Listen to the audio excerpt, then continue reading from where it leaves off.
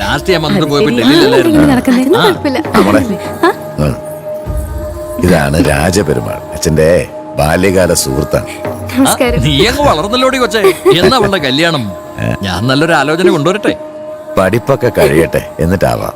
ജയഭാരതി, എന്താ സോമേട്ട? കുട്ടികളുടെ കല്യാണക്കാരൻ ചെറുപ്പത്തിലെ പറഞ്ഞ് ഉറപ്പിച്ചതല്ലേ? എന്നിട്ട് നമ്മുടെ മോന്റെ കാര്യമൊന്നും പറയുന്നില്ലല്ലോ. എനിക്കിപ്പോ ഒരു സംശയം, ഇവർക്കിതിൽ താല്പര്യമില്ല. എനിക്കും അങ്ങനെ തന്നെയാ തോന്നണത്.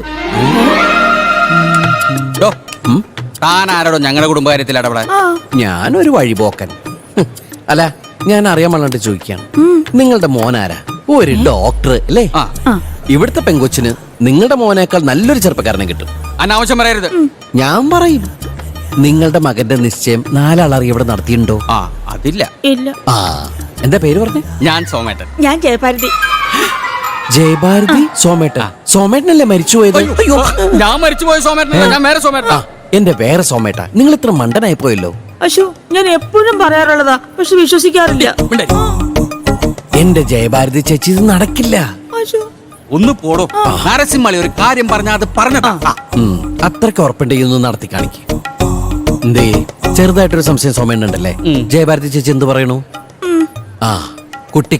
കുട്ടിക്കാലത്ത് പലതും പറയും, പക്ഷെ കുട്ടികൾ വലുതായി കഴിയുമ്പോ അതൊക്കെ മാറും. ഇത് നടക്കുമെന്ന് എനിക്ക് തോന്നണല്ലേ? നടത്തുകയാണെങ്കിൽ ഇന്ന് എന്നെ കൂടെ ഉറപ്പിക്കും. ഇന്നോ? ഇന്ന് തന്നെ. ബന്ധുക്കളെല്ലാരും ഇവിടെ ഉണ്ടല്ലോ, പിന്നെന്തിനാ ഒരു ബുദ്ധിമുട്ട്? സ്വന്തം മോന്റെ കാര്യമല്ലേ? അതെ, ഇനി അത് പറയാൻ വേണ്ടി അങ്ങോട്ട് ചെന്ന് കഴിഞ്ഞാൽ നരസംസാറ് പറയും നടത്താം. ഇതിപ്പോ ഇന്ന് സംസാരിക്കേണ്ട വിഷയമല്ലല്ലോ, ഇന്നൊരു സങ്കടമുള്ള ദിവസമല്ലേ. പിന്നെ നിർബന്ധിച്ചു കഴിഞ്ഞാൽ പുള്ളി പറയും, ഇപ്പോഴെന്തിനാ തിരക്ക് കൂട്ടുന്നേ, ഉത്സവം കഴിഞ്ഞിട്ട് തീരുമാനിച്ചാ പോരെ. അങ്ങനെയൊന്നും നരസിംഹളി പറയില്ല. എന്നാ ഒന്ന് ചെന്ന് പരീക്ഷിച്ചു നോക്ക്. ആണാണെങ്കിൽ ചെന്ന് പരീക്ഷിച്ചു നോക്ക്.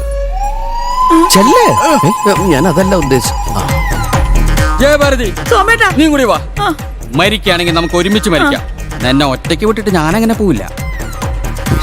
നിങ്ങൾ നേരെ ഒന്ന് ചോദിച്ചോളാം. കാര്യങ്ങളൊക്കെ ഞാൻ സംസാരിച്ചോളാം. നീ ഒപ്പം ഉറച്ചു നിന്നാ മതി. ഒന്ന് മാറിക്കേ. അളിയ, എനിക്ക് അർജന്റ് ആയിട്ടുള്ള ഒരു തീരുമാനം ഇപ്പൊ വേണം. എന്താ? നിങ്ങളുടെ മകളും എന്റെ മകനുമായിട്ടുള്ള വിവാഹം എപ്പോ നടത്താം. ഇന്നിപ്പൊ സംസാരിക്കേണ്ട ഒരു വിഷയമല്ലല്ലോ ഇത്. ഇന്നൊരു സങ്കടമുള്ള ദിവസമല്ലേ?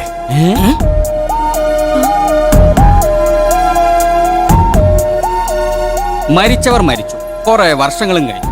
ജീവിച്ചിരിക്കുന്ന നമുക്ക് മനസമാധാനത്തോടെ മരിക്കണമെങ്കിൽ കാണേണ്ട കാര്യങ്ങൾ കാണണം. ഇപ്പൊ എന്തിനാ തിരക്ക് കൂട്ടുന്നേ? ഉത്സവം കഴിഞ്ഞിട്ട് തീരുമാനിച്ചാ പോരെ? പോരാ. നമ്മൾ ഈ കാര്യം പണ്ടേ തീരുമാനിച്ചതല്ലേ. എങ്കിൽ കല്യാണം ഉത്സവം കഴിഞ്ഞിട്ട് മതി. പക്ഷെ നിശ്ചയം ഇന്ന് തന്നെ നടത്തണം. അതിപ്പോ അതെന്താ പറ്റാത്ത? എന്റെ മകൻ അമേരിക്കയിൽ പോകുന്നതിന് മുൻപേ അവന്റെ കല്യാണ നിശ്ചയം നടത്തണം. നമുക്ക് വേണ്ടപ്പെട്ടവരെല്ലാം ഇവിടെ ഉണ്ടല്ലോ ഇപ്പോ. അതെ, എല്ലാവരും ഒന്ന് കേൾക്കണം. എന്റെ മകന്റെ വിവാഹ കാര്യത്തിൽ ഇന്നൊരു തീരുമാനം ഉണ്ടാക്കണം. ഉണ്ടാക്കിയേ പറ്റൂ. നിശ്ചയം ഇന്ന് തന്നെ നടത്തണം. എന്നിട്ട് ഞാൻ ഇവിടുന്ന് എഴുന്നേക്കും. ജയഭാരതി, എന്താ സോമേട്ട? രാത്രി ഭക്ഷണം 7 മണിക്ക് മുന്നേ വേണം. ഞാൻ നിരാഹാരം ആരംഭിക്കുകയാണ്.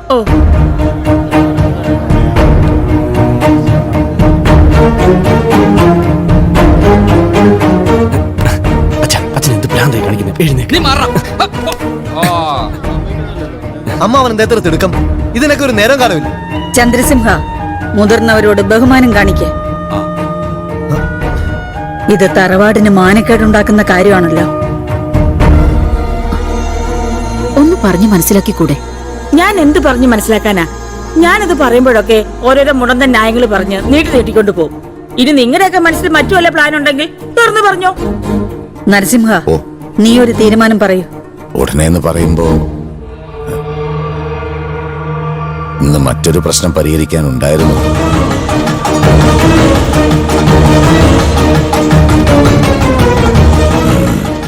സാരമില്ല, അതങ്ങനെ തന്നെ നടക്കട്ടെ. എന്ന് പറഞ്ഞ നിശ്ചയം നമുക്ക് ഇന്ന് തന്നെ നടത്താം.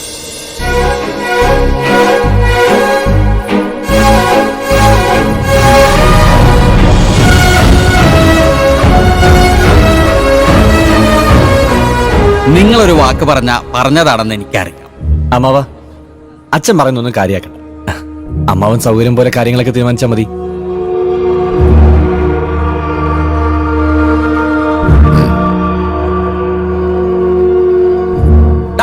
അതെ, കാര്യങ്ങൾ ഞങ്ങൾ കാരണവന്മാരെ നമ്മൾ തീരുമാനിച്ചോളാം. അതെ. എനിക്ക് ഈ കല്യാണത്തിന് ഇഷ്ടമല്ല. നീ എന്താ പറഞ്ഞേ? ഞാൻ ഇതുവരെ കൃഷ്ണ എന്റെ ഭാര്യയെ സങ്കല്പിച്ചിട്ട് പോലുമില്ല. ഇവനെ ഇന്ന് ഞാൻ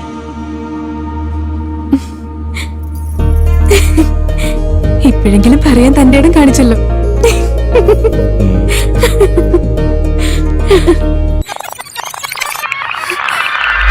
എന്താ എന്താ ഇപ്പൊ എങ്ങനെ പറയുന്നേ? എന്നെ ഇഷ്ടമല്ലേ?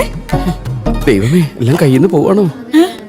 ചെറുക്കിന് പെണ്ണിന് ഇഷ്ടമല്ലെങ്കിൽ പിന്നെ കല്യാണം എങ്ങനെ നടക്കും? ഞങ്ങൾ ഇറങ്ങുക. സോമേട്ടാ, ആരും പോരുത്, ആരും പോരുത്. കൃഷ്ണ പൂനെയിൽ പഠിക്കാൻ പോയതിനു ശേഷം നിങ്ങൾ തമ്മിൽ എത്ര നാൾ കാണാതിരുന്നു? ഒരു 2 വർഷം. 2 വർഷം നിങ്ങൾ എല്ലാവരും കേൾക്കണം.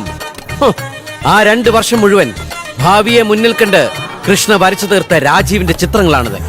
കാണൂ, കൃഷ്ണയുടെ മനസ്സിൽ നിറഞ്ഞു നിന്നത് രാജീവ് മാത്രമായിരുന്നു.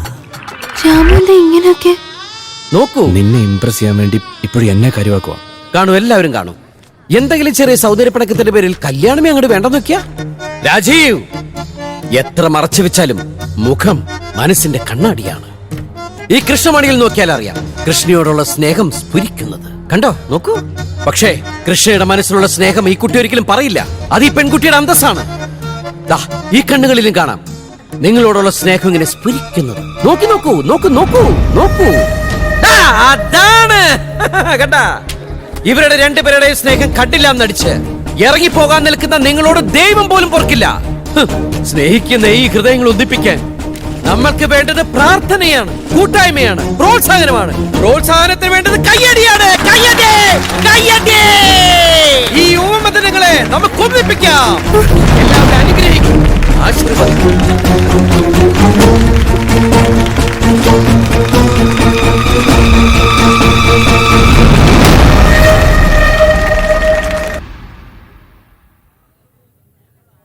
അച്ഛനും അമ്മയും എന്നോട് ക്ഷമിക്കണം. എനിക്ക് സമ്മത ഈ കല്യാണത്തിന്.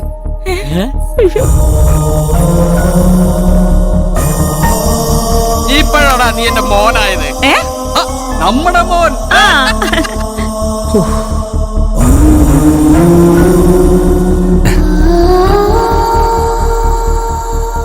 കൃഷ്ണ, ഞാൻ കൃഷ്ണൻ മനസ്സിലാക്കാൻ കുറച്ച് വൈകിപ്പോയി. രാമു ഇല്ലായിരുന്നെങ്കിൽ ശരിക്കും ഞാൻ ഈ ഇഷ്ടം അറിയാതെ പോയനെ. Thank you Ramu.